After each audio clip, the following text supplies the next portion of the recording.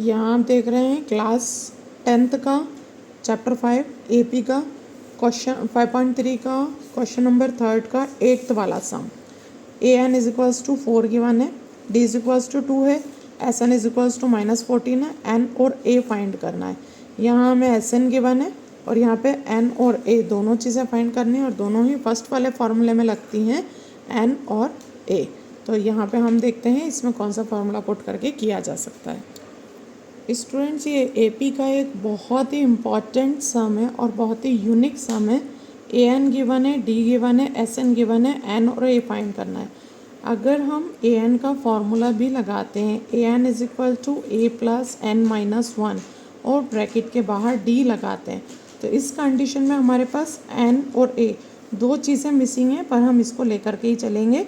A N की जगह मैंने 4 रख दिया है और बाकी ए मेरे पास है नहीं है, n-1 मेरे पास है और d मेरे पास 2 है। इस चीज़ को मैं यहीं पे इक्वेशन 1 के तौर पे बना करके छोड़ दूंगी और अब मैं यहाँ पे पैरेलल में आपके साथ लगा रही हूँ Sn का फॉर्मूला। Sn इज इक्वल्स टू होता है n/2 प्लस साथ में होता है 2a प्लस n-1 ब्रैकेट के बाहर d होता है। तो आपको ये देखना है put the value of equation 1 in equation 2, ये हमारे लिए ज़रूरी हो गया। तो हम लिखेंगे पुट द वैल्यू ऑफ, यहाँ पे जो मैंने बोला है 4 is equals to a plus n-1 is bracket के बाहर 2 है, तो हम ये मान के चलते हैं कि 4 के बराबर ये सारी चीज़ें हैं, a प्लस n-1 ब्रैकेट के बाहर 2, और ये सब हमें यहाँ दिख रहा है a प्लस n-1 ब्रैकेट के बाहर d या 2।